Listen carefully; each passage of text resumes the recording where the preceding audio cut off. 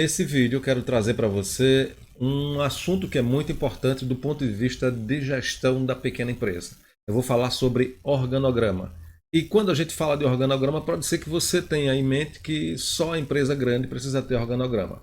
Isso não é uma única verdade, tendo em vista que há a necessidade que, mesmo dentro de uma pequena empresa, a gente consiga perceber onde estão determinadas necessidades, até porque elas precisam serem resolvidas a cada dia que passa, porque senão vai se acumulando e isso pode prejudicar muito o teu negócio.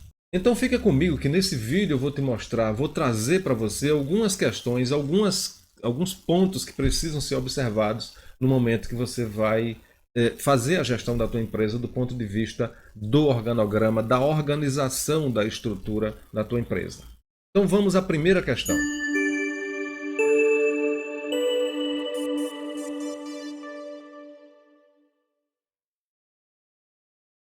O desenho do organograma, ele requer alguns cuidados, obviamente, mas isso não quer dizer que você tenha que fazer algo que já seja o definitivo, já seja algo totalmente assim, é, muito grandioso. Na verdade, significa muito a tua necessidade de tentar racionalizar, né? Dar uma certa racionalidade operacional à tua empresa. A base do organograma vai ser mais ou menos essa, tá? Quando eu digo mais ou menos é porque o conceito de organograma está num outro momento que eu vou falar aqui.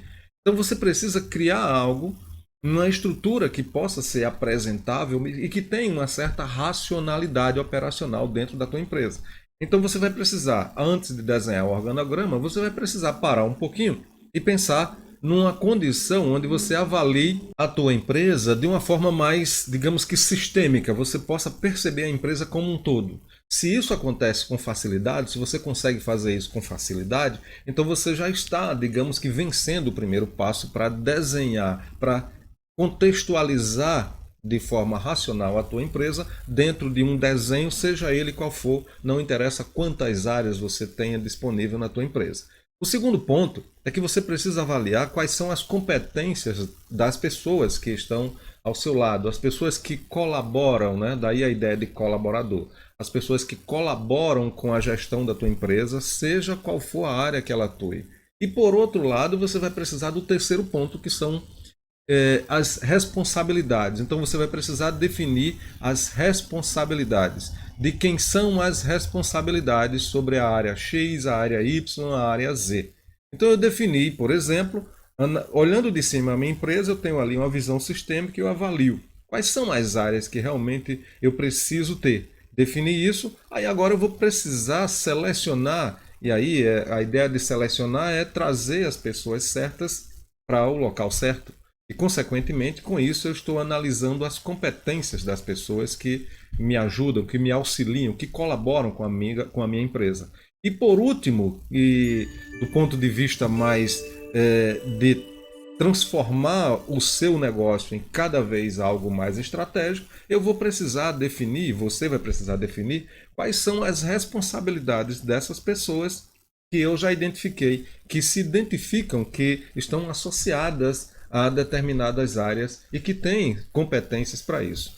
Então, quando eu consigo fazer isso, automaticamente eu vou desenhar o organograma de uma forma que ele tenha a possibilidade de me dar uma visão do todo da empresa de uma forma dinâmica. Então eu tenho a área X, cujo responsável é fulano, e esse fulano tem a responsabilidade sobre determinadas ações. Eu tenho a área Y, cujo responsável é o ciclano, e ele tem determinadas responsabilidades. Por que isso é muito importante? Porque no momento em que eu tenho isso definido e as pessoas sabem quais são as suas responsabilidades, a condição para que eu possa cobrar, para que eu possa exercer uma gestão com maior facilidade, vai ser muito grande. Então é muito importante que haja esse acompanhamento, haja esse controle, porque se você não controla, você não consegue gerenciar.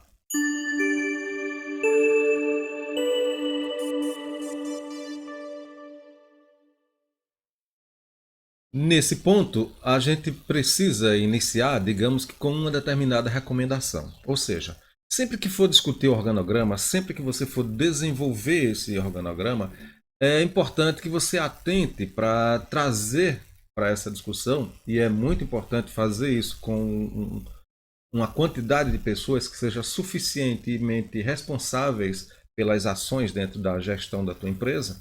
Então é importante que você tenha a responsabilidade de trazer para essa discussão pessoas que contribuam, pessoas que podem contribuir de forma, digamos que geral, para o teu negócio. Esse é o primeiro ponto e acredito que seja um bom caminho para responder essa questão. Por outro lado, você tem ainda a necessidade de buscar alguns caminhos. E aí nós vamos seguir aqui, por exemplo, por 5 etapas. Primeiro, é importante que você levante todas as informações da empresa. Lembra que no item anterior eu falei que você precisava ter uma gestão, uma visão sistêmica da empresa? Pois é, comece levantando todas as informações que a empresa tem em relação às suas ações, aquilo que ela faz. Aí você vai para o segundo ponto, que vai ser analise essas informações, e isso feito de forma conjunta com aquelas pessoas que você já escolheu que podem participar desse projeto, tá? O terceiro ponto, crie um protótipo, crie algo que seja mais ou menos dentro do que você tem a primeira visão sobre a necessidade do seu organograma. A partir do momento que você passou por esses 3 pontos, agora chegou a hora de você analisar o quarto ponto. Discuta com cada uma dessas pessoas em separado, aquelas pessoas, 3 ou 4 pessoas que você decidiu que iriam fazer parte dessa equipe de criação do organograma, discuta com essas pessoas quais as ideias que elas têm. Esse é o quarto ponto. E por último, agora você vai fazer os determinados ajustes que achar suficiente, né, achar necessários, e consequentemente o próximo passo vai ser, que não está aqui, né, seria o sexto, mas o próximo passo vai ser colocar isso em prática. E quando falamos em colocar em prática, significa que você definiu aquele organograma como algo que será seguido, será trabalhado dentro da tua empresa. Para isso, todas as pessoas que estejam comprometidas com aquele projeto, com aquela ideia de gestão, essas pessoas precisam realmente fazer a sua parte. Daí a ideia de comprometimento e não necessariamente só de compromisso, que são coisas distintas, tá? Existe compromisso e existe comprometimento. A ideia aqui é que você tenha pessoas comprometidas. Isso vai lhe trazer muitos resultados e você vai perceber que é muito importante partir por esse caminho.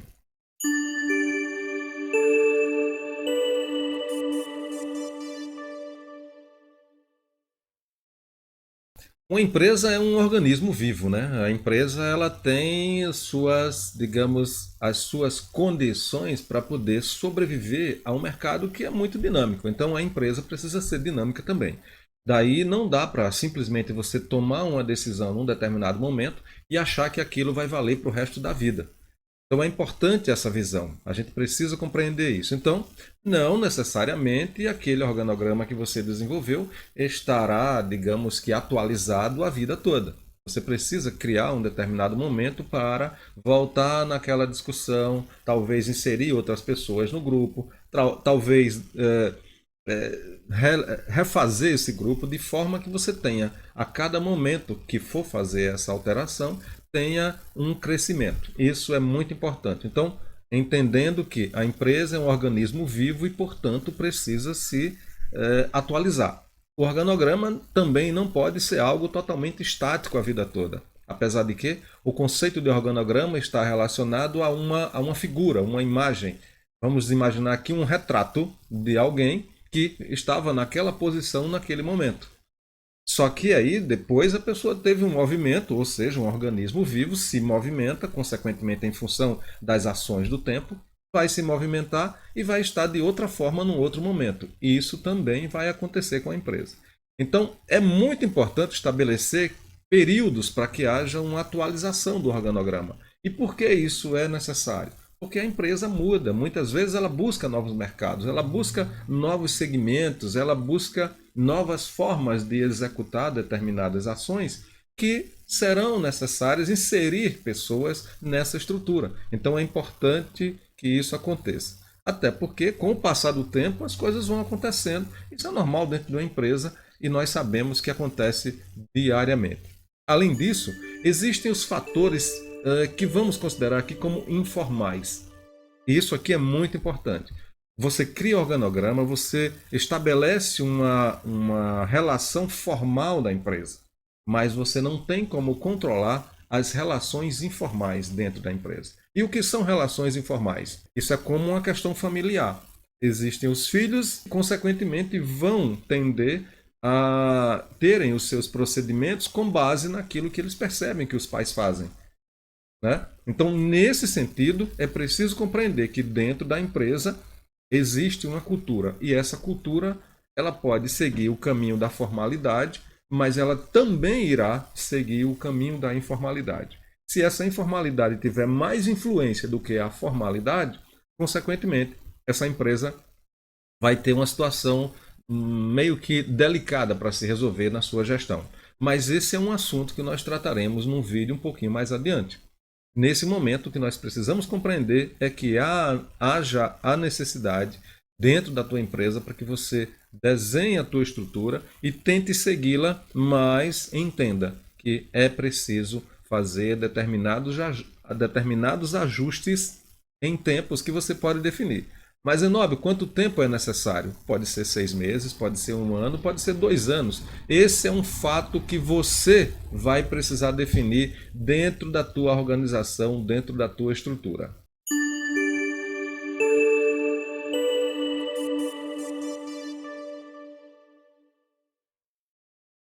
Veja bem, não é porque você simplesmente desenhou o teu organograma que agora, a partir desse momento, a tua empresa vai ter uma gestão espetacular, algo que seja assim cinematográfico. Não é isso.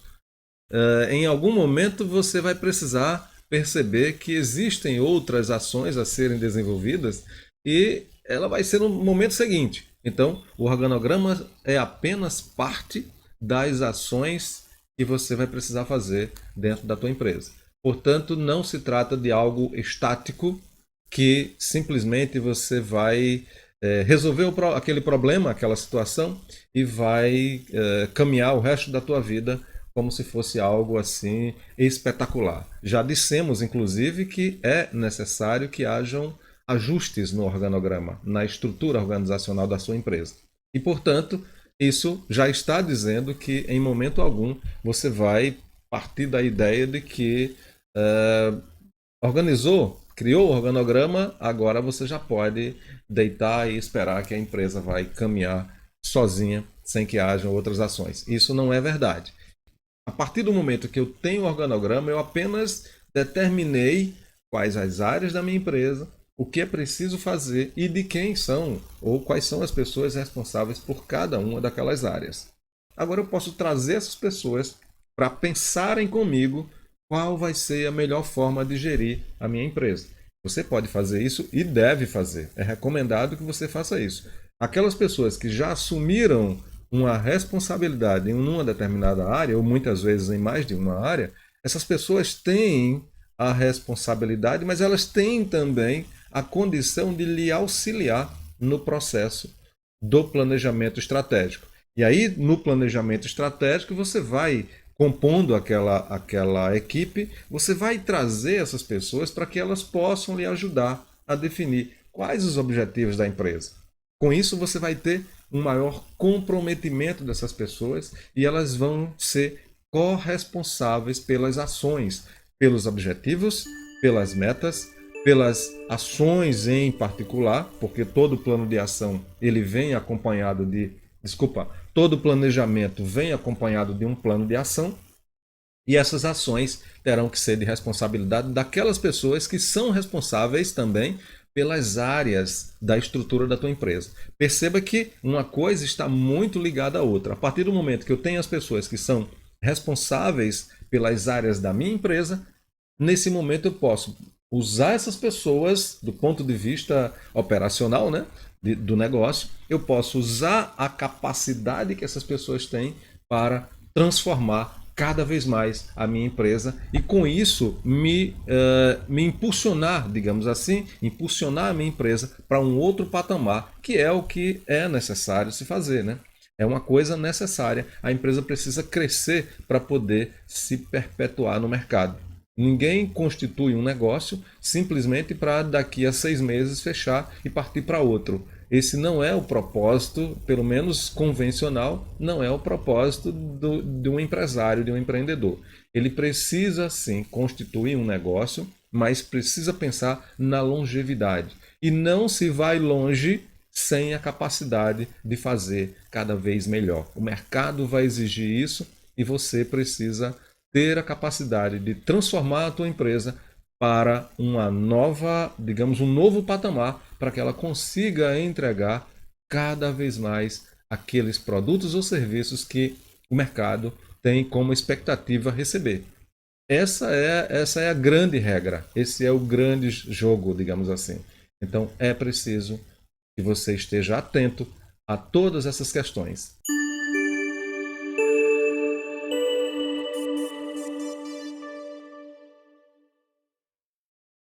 É bem interessante que esses itens, apesar de serem convencionalmente tratados em diversas situações, porque quando a gente fala de meta, está relacionado ali a algo que sempre estamos buscando. Quando a gente fala de estratégia, todo mundo tem uma ideia sobre o que é estratégia. E quando a gente fala de objetivo, aí é onde entra muitas vezes uma certa discussão entre objetivos e metas. Então vamos trazer aqui uma questão conceitual e aí a gente pensa em um exemplo que possa nos ajudar. Por exemplo, vamos imaginar que objetivo seja algo ou uma situação, pode ser algo, mas pode ser uma situação qualquer que você pretende atingir.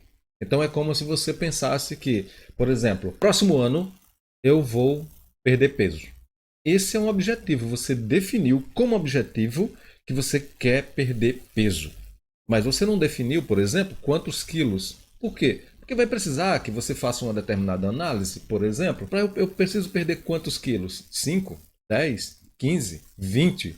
Agora você precisa definir algumas metas para que aquele objetivo seja atingido.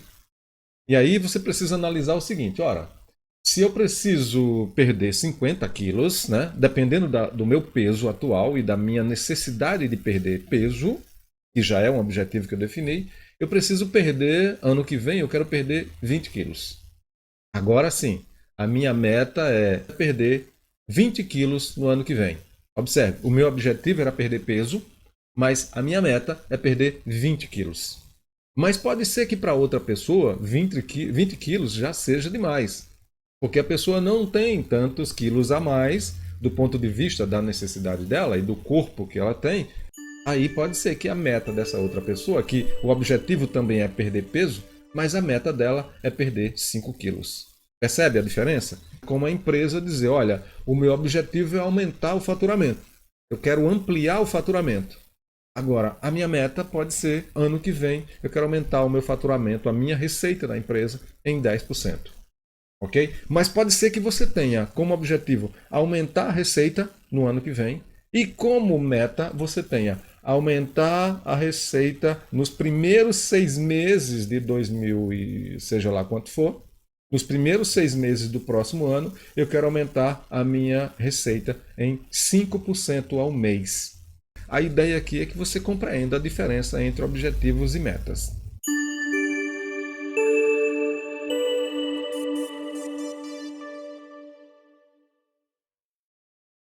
Na verdade, o que existe realmente é uma condição que está muito mais no líder do que no liderado. Existem pessoas que conseguem liderar equipes grandes. Eu já tive a oportunidade de liderar equipes com 3 pessoas, com 5, com 8, com 10, com 150 e com 300 pessoas. Eu já Na verdade, não era 300, era 600 pessoas. Então, eu já tive a oportunidade de liderar equipes com 600 pessoas. Obviamente que para isso eu tinha aquelas pessoas que, na verdade, eram 11 que estavam me auxiliando a fazer o gerenciamento dessas 600 pessoas. Então, isso é muito relativo. E outro detalhe é que vai depender também da área que você atua. Por exemplo, nesse período que eu estava à frente de equipes maiores, eu estava na área comercial de uma empresa de varejo. Então, precisa realmente, o varejo tem uma necessidade de capilaridade muito grande para poder ela dar resultado. Para isso, era preciso ter muitas pessoas. Não dava para eu atingir os meus objetivos estabelecidos, assim como não dava para eu cumprir as minhas metas se eu tivesse apenas 50 vendedores quando eu precisava de 300. Então, isso é muito importante e a gente precisa considerar essa questão de forma muito tranquila. Não há uma necessidade de se definir que sejam 5, 3, 8, 20, 30, 80, 150 ou 500 ou mais pessoas para que seja feito uma, digamos assim, haja um limite, um modelo para a liderança. Agora, tem alguns pontos que a gente precisa considerar. Ou seja, além da capacidade de liderança do indivíduo que vai fazer essa coordenação, é preciso se analisar, segundo ponto, a necessidade do setor, né? Porque isso vai depender de cada setor. Como eu já disse, no meu caso era necessário, a estrutura que a empresa tinha também era considerado, porque para ter 600 vendedores, a empresa tinha que ter uma estrutura que atendesse à necessidade para que essas pessoas pudessem se desenvolver dentro da empresa. E outros fatores são necessários, mas isso vai depender muito de cada situação, vai depender de cada negócio, de cada estratégia, porque quando eu defino a estratégia, automaticamente eu já preciso definir como isso vai acontecer. E esse como é que vai dizer a necessidade de quantas pessoas serão necessárias, serão, digamos que, possíveis para que as metas e os objetivos da empresa sejam atingidos. Então não se preocupe se você não tem conhecimento, não tem habilidades ainda para gerir muitas pessoas, mas tem essa necessidade, aí você precisa desenvolver, até porque habilidades são desenvolvidas pelas pessoas. Não tem problema nenhum. E, acima de tudo, não há limites para, digamos que se determine qual é a quantidade de subordinados, vamos usar aqui subordinados do ponto de vista da estrutura hierárquica. Tá? Não existe essa condição prática, um modelo que estabeleça que até 5 pessoas você tem uma gestão muito boa. A partir de 8 pessoas é mais ou menos, e que se você tiver a partir de 20, a coisa já é, digamos que, solta. Não necessariamente. Isso vai depender de cada liderança, de cada necessidade, da estrutura da empresa, da estratégia que a empresa definir, dentre outros fatores que a gente não vai conseguir aqui tratar sobre todos eles. Mas é importante que a gente perceba que existe essa condição e você vai se adaptar a isso, não tenha dúvida. Vai chegar uma hora que, se for necessário, você vai se adaptar. E é assim que acontece.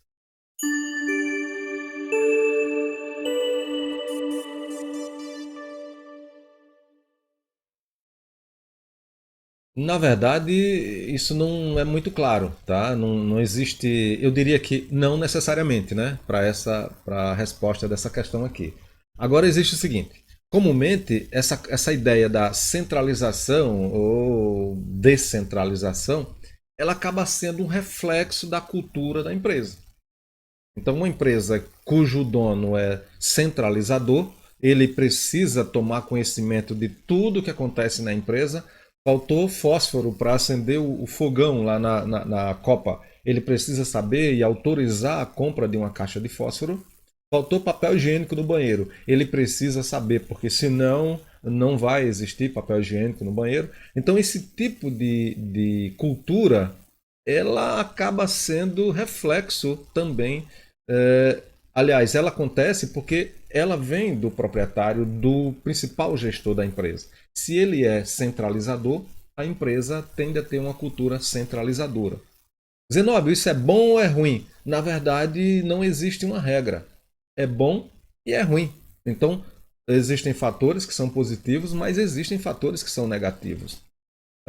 Por exemplo, em determinadas situações, quando nós vamos desenvolver um projeto de planejamento estratégico, a primeira coisa que a gente vai avaliar não são os valores da empresa. A gente começa avaliando os valores dos sócios, dos proprietários, dos principais gestores.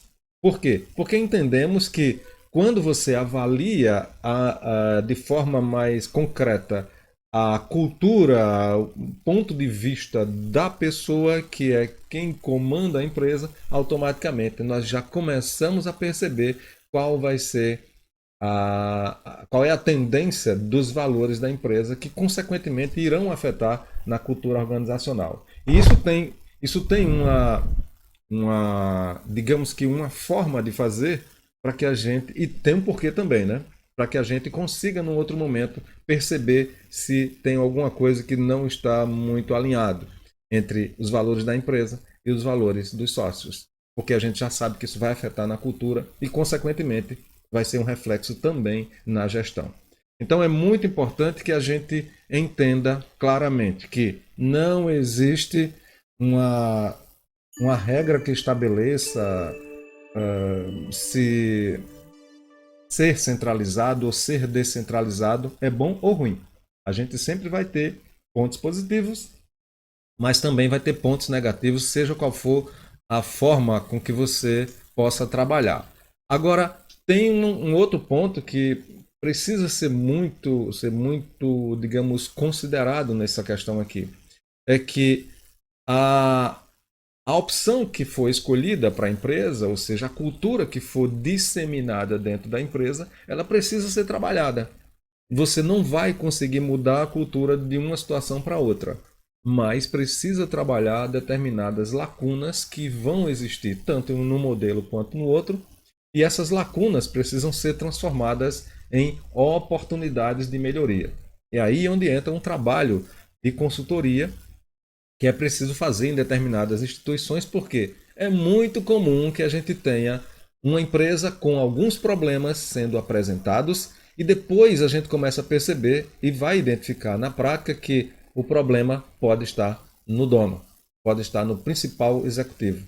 E ele precisa, se quer fazer com que a empresa cresça, ele precisa reconhecer isso. É um trabalho que precisa ser feito e esse é um trabalho que a gente consegue desenvolver dentro das empresas. E quando há uma condição de responsabilidade maior pela empresa, e aí a gente fala a diferença entre o CPF e o CNPJ, né?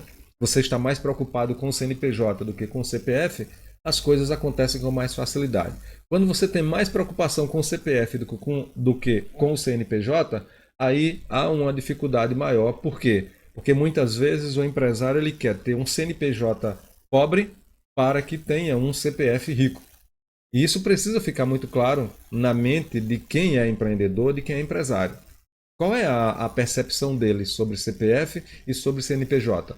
Aí a gente precisa conversar, a gente precisa discutir, precisa trazer isso à tona e demonstrar quais são as realidades em sendo mais forte o CNPJ e em sendo mais forte o CPF. E aí, esse conteúdo foi interessante para você? Despertou aí alguma ideia, algum interesse sobre algo que seja necessário na tua empresa? Se isso aconteceu com você, aproveita, assina o nosso canal, curta esse vídeo, porque aí você está auxiliando para que o nosso canal cresça cada vez mais e nós vamos poder continuar trazendo conteúdos como esse. Essa é a nossa ideia e esse canal tem esse propósito, exatamente trazer mais temas, trazer mais questões, mais assuntos que estejam relacionados à gestão de negócios e com isso possam ajudar você a transformar a tua empresa de forma que o futuro possa ser grandioso para o teu negócio. Eu sou Zenóbio Pereira e agradeço demais pela sua audiência e por você ter assistido o vídeo até aqui. E não esquece, manda pra gente aqui nos comentários, manda pra gente um assunto, um tema que você acha que seja necessário e que possa lhe ajudar, que você precisa aí na tua empresa. Se nós estivermos em condição de fazê-lo, de respondê-lo em vídeo, nós vamos fazê-lo. E se isso não for possível, nós vamos tentar buscar alguém que a gente conheça que possa te ajudar nesse sentido. Então não esquece, deixa teu comentário aqui abaixo e assina o nosso canal que você vai receber sempre que nós lançarmos novos vídeos aqui. E entenda, estamos trabalhando sempre para buscar capacidade, condição de gestão cada vez mais profissional para o seu negócio. Um forte abraço e nos veremos no próximo vídeo.